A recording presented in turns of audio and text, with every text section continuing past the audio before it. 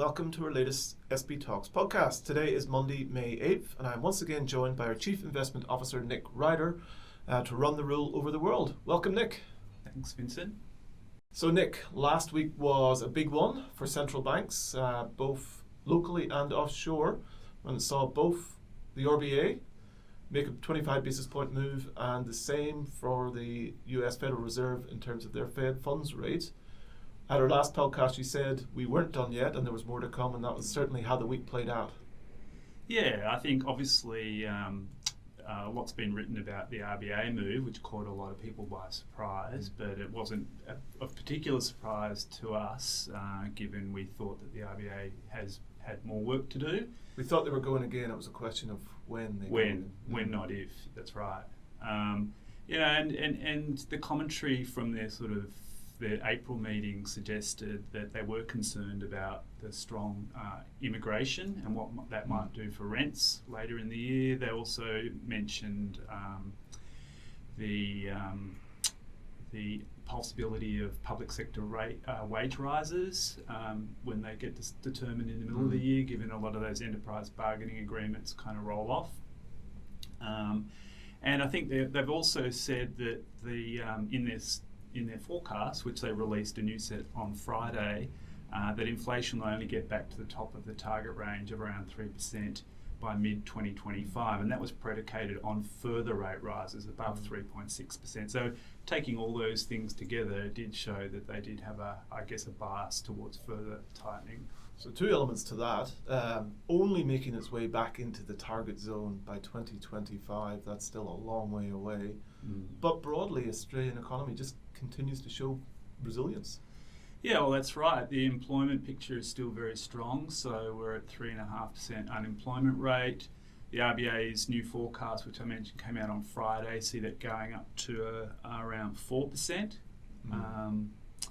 Sort of later this year. They see the economy slowing, so they think that the prior rate rises will work. Will eventually have their impact. And slow the economy. So they've actually downgraded growth this year from 1.6% to 1.2% by the fourth quarter of this year. And that's a per capita recession, given our population will be 2% larger. So they are expecting that the rate rises will work, slow the economy, lift the unemployment rate, and ultimately keep a lid on wages and inflation. But still, it'll take a while for inflation to come down to that sort of 3% level.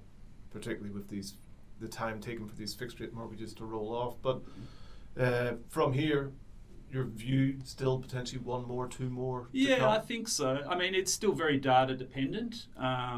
We don't have a crystal ball, but given the strength of the economy, and house prices now have risen 2 months in a row. We've got some mortgage data that came out on Friday showing a 5.5% jump in mortgage applications in the latest month, which was pretty strong. So I don't think we're seeing necessarily the slowdown yet that the RBA would like to see to rein in inflation. Inflation is still too high at 7%.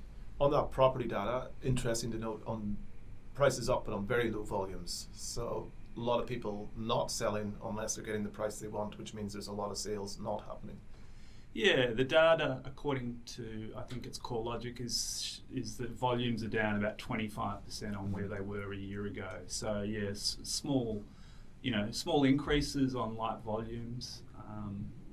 But yeah, I think people had maybe mistakenly thought that the RBA was done, and that also probably helped lift prices a little bit. And it'll be interesting to see what happens to property prices if they keep going maybe another 1 or 2 times more.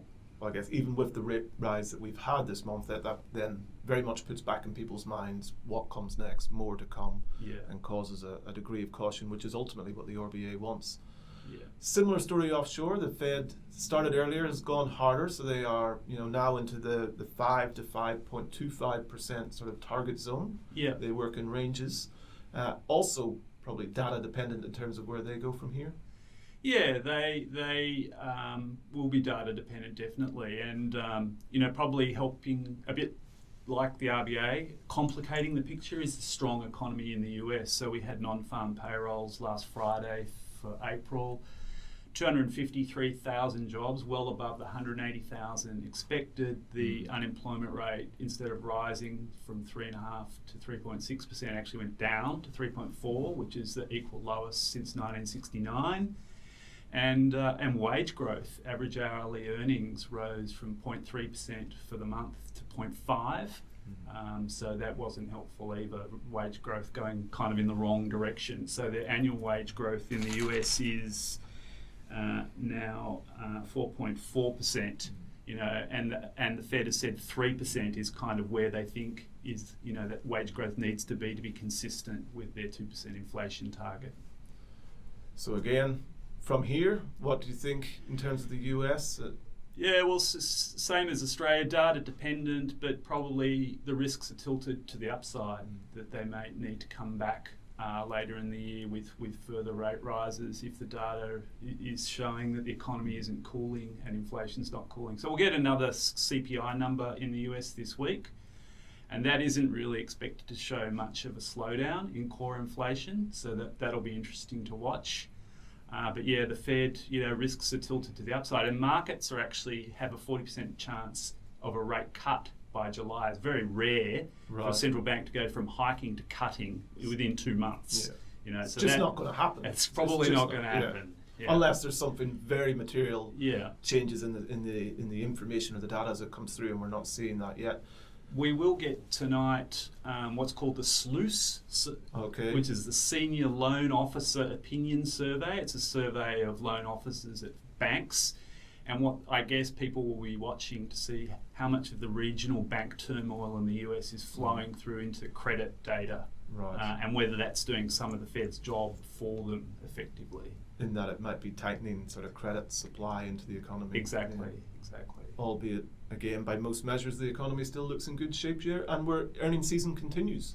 Yeah, and first quarter earnings season in the US and in Europe, and even third quarter in Australia for those companies that report quarterly, has been not too bad actually. I think, you know, people were expecting this sort of recession and a sharp slowdown, particularly in sort of consumer-facing sectors, and that really hasn't happened. And we've seen, you know, particularly some of those mega cap growth companies in the US doing reasonably well, and you know, they've really been, I guess, driving the US market higher this year, and their results confirmed that they're, you know, still pretty robust in terms of their earnings. So again, another picture that shows the economy is holding up, certainly not going backwards fast. That's right.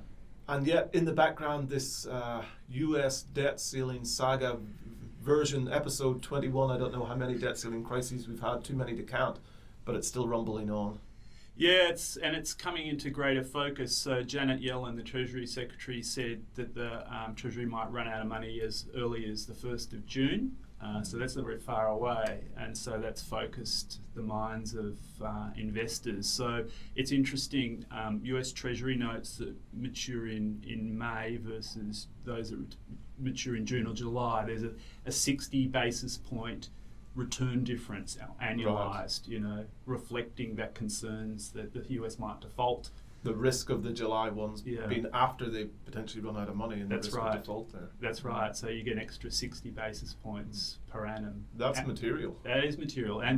And there's another measure that we follow called the Sovereign CDS, Credit Default Swap Index, and that's, if you like, a price of the probability of the US government defaulting within 1 year.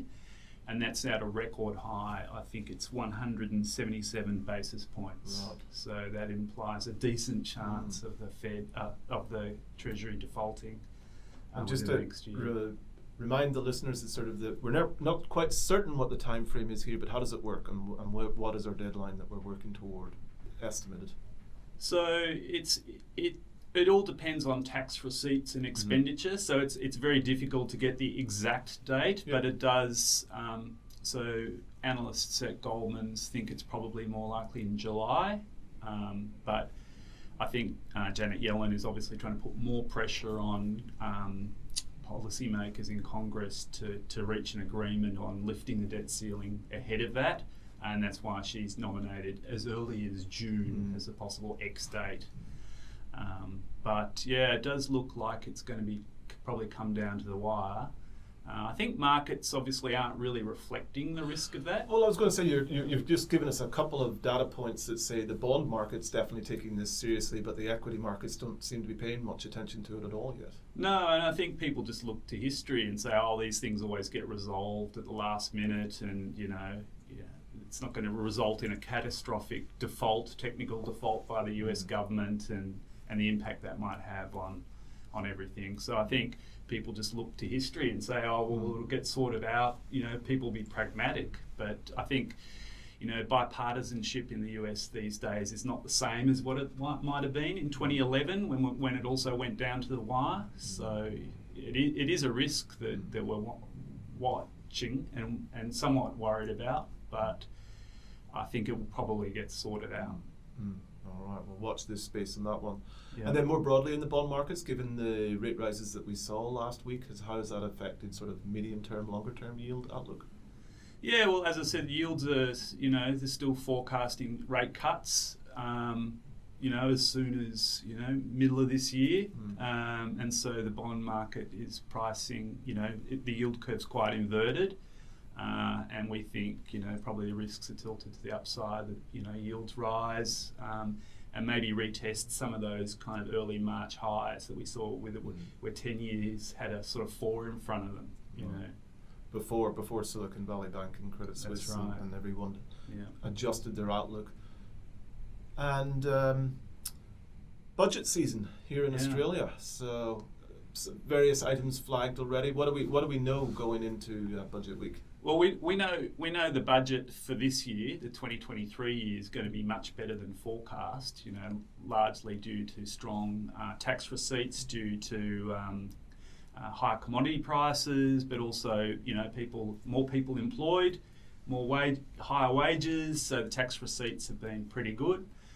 So that's actually, people are saying it could actually be a surplus this year, which is something we haven't seen for a long time. But I think, looking through it all, there's still medium-term budget pressures. And we are seeing some things like, potential cost of living packages, that have been floated in the media of around 15 billion over 4 years to help out cost of living, particularly energy costs for lower income households and small businesses. But obviously Jim Chalmers has been very cautious about not wanting to kind of undo what the RBA is trying to do by splashing too much cash around, and that would be inflationary and not helpful. So it will be interesting to see what it looks like. But I guess we all know about the sort of medium-term pressures from the NDIS, from aged care and healthcare and defence, and so. And then budget repair as well. There's a lot of demands on the budget. We, in the last couple of weeks, have gone through the quarterly review of portfolios. Worth highlighting one adjustment that we're making in terms of the asset allocation. Yeah, so a couple of adjustments. So the first one is we were neutral or slightly overweight Australian fixed interest and underweight global fixed interest, and that's something I've decided to, or the investment committee's decided to reverse. So we'll be moving to an underweight exposure in Australian fixed interest for the reasons that I've highlighted, that we still think that rates probably have a little bit further to climb, and therefore we want to be underweight interest rate duration. That said, we also want to start adding a little bit of duration in the portfolio as we get closer to that peak in interest rates. So that's something we're starting to do kind of under the surface. So that's decreasing our allocation to floating rate debt and more into longer duration bonds. That's it, yes. So we're doing that. And the other thing is we've been underweight global shares, but neutral in Australian shares. And I think, I don't really have a preference either way. I think global shares, particularly if we do go into a slower economic environment and interest rates do come down, that tends to favour those longer duration growth equities, which tend to be in the US, and they tend to have more defensive kind of earnings characteristics. So we're moving to a neutral weight in global shares. Excellent, Nick. Thank you once again, and we'll catch up again in a fortnight's time. But thank you to all our listeners, and have an excellent week. Thanks.